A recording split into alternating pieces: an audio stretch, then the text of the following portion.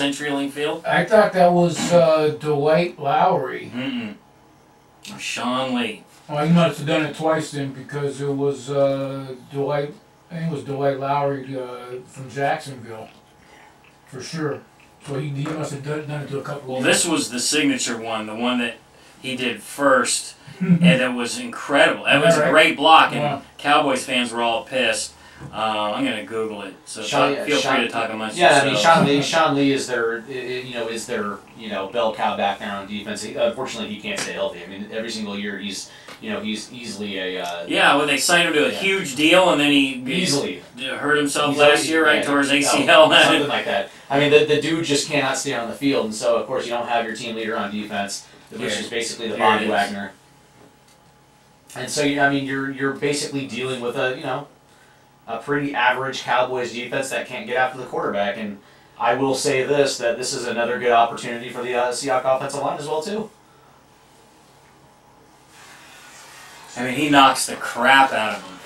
Awesome.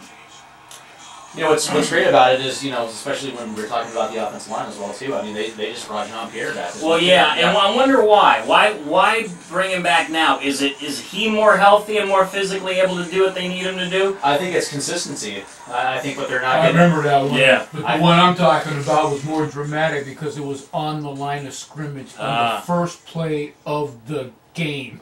Nice. No, you can catch somebody like that. You got to be it. No, this was coming right off of the line of scrimmage.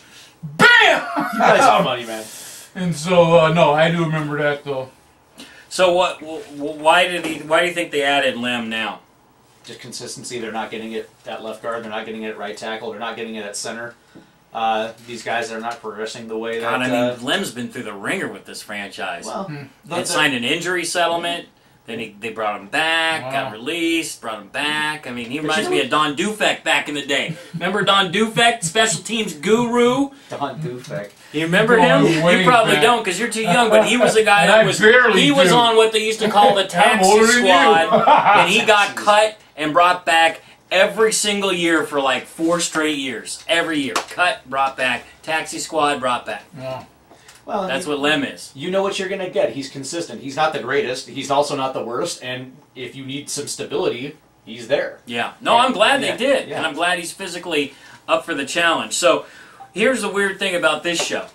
We still have a whole other show to do before the actual Cowboys game because of the early Thursday start. So we got to go through this whole weekend.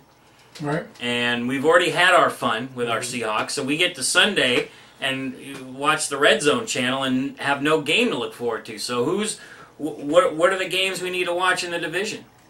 I will tell you the games. I'll tell you the games. It's going to be Saturday night in Palo Alto. The Stanford Cardinal absolutely destroy your Washington Huskies. God, I hope so. Yeah, there's some crazy talk. And don't even act like the Huskies are even go off the rails like that. I don't know, man. You guys are YouTubing Golden Tate things, so I mean, I might as well just throw something in for free. You know, I mean, it is what it is. And then of course, then we, the Cougs travel down to the desert. Those are the games this weekend. I mean, yeah, okay, we got fantasy on Sunday and all that's great. I mean, I don't know about you, but it's a non-issue now that the Seahawks have played on Thursday. I work on Sunday anyway, so it's a moot point for me this Sunday. So my weekend is on Saturday. So here are the big games: the Rams and the Browns. Go Browns! Big one. Yeah. Elsewhere in the division. God, it's just slim Hitchcock. It's some slim pickings here on the Cardinals. Yeah, it's the Ravens and the Cardinals. That'll be a good game. That's Sunday night. No, Monday. I think the Cardinals. Yeah, it's a Monday night game. They might win. The Ravens' defense is terrible. They're not good. The Cardinals are going to put up 35 points on that. Never know. Yeah. That's why you got to play the game. This is a bad fantasy week for me too because I got the Ravens defense and I got Josh Brown on the same fantasy team. Not a good defense. Not a good week for me. Saints and the Colts. That'll be an interesting. That'll be a good game too. That has nothing to do with the Seahawks, but it'll be a game that I can get behind and watch. Jets and Patriots. That's going to be a really good game. That's going to be a really good game.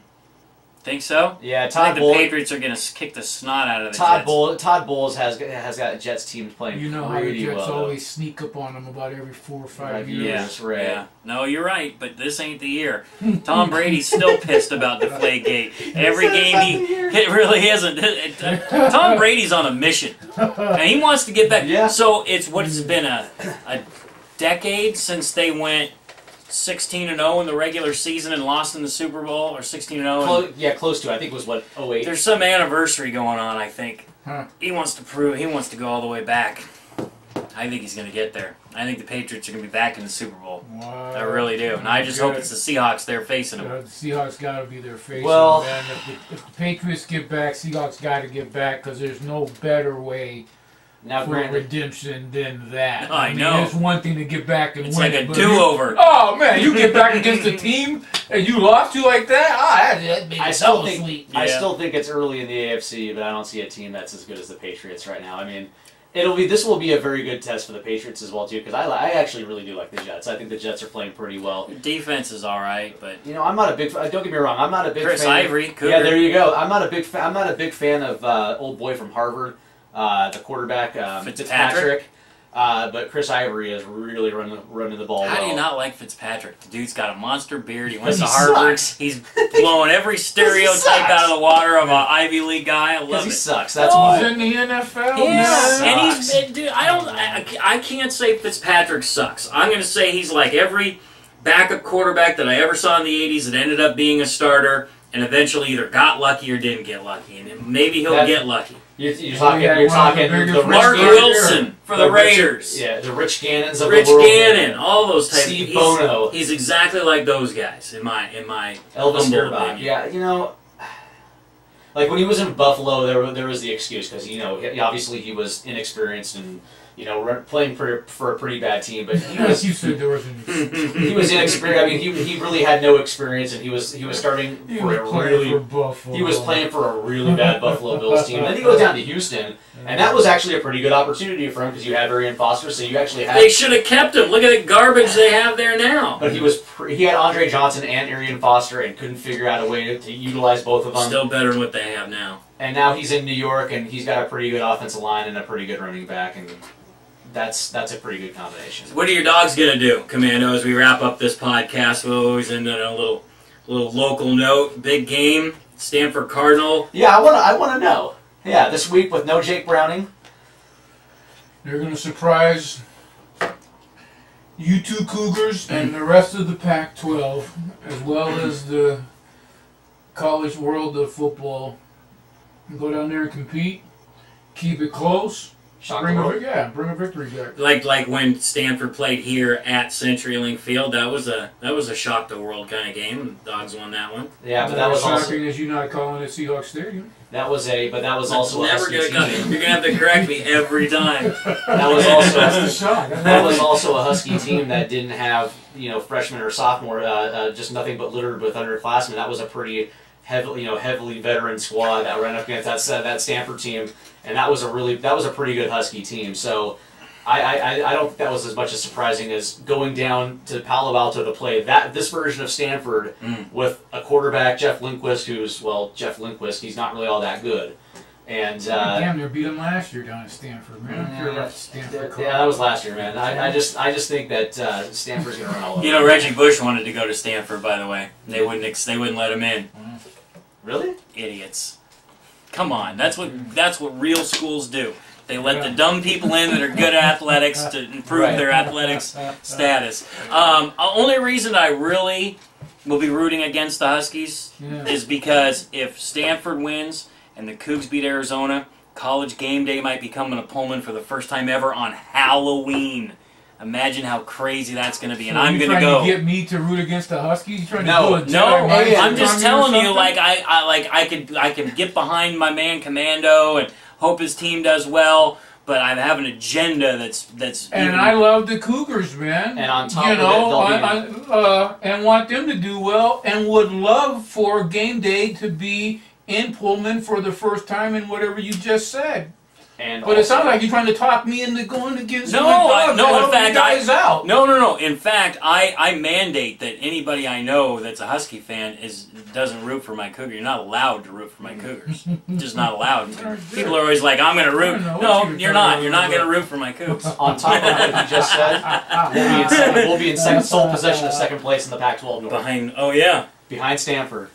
In the Pac-12 North, we'll be in sole possession of second place. Man, those dreams seem a little too lofty, really, for a couple of Cougs. But bring it back to Hawk and Roll Hysteria. Hawk and Roll Hysteria. We're gonna see a reality check here. Yeah, but we gotta win. We're happy. We're taking. No, I know. We're blowing off some steam. And we have 10 days until the next game. There's no game. I know. That's the thing I don't like. I'm in here. I'm the only Husky in here with 2 Cougars, so I gotta bust a little bit of chops. Who can we bring in that's a Husky to even this thing out? I mean, do we have another token Husky that we can bring into this thing? No, nobody that can hang. I don't think I really. Commando's got it. Yeah, he's got it locked down. Listen, 10 days is good. Everybody gets healthy. You're coming off a win. You don't have to sit on a loss. I think, again, this is almost like a mini bye. I think it's going to bode well. I really do. So I'm excited about it. That's all I got. You guys got anything before we get out of here? Go Cougs. Go Huskies, Hawk and Roll. Rock and roll. Talk to you next Friday. Go Cougs.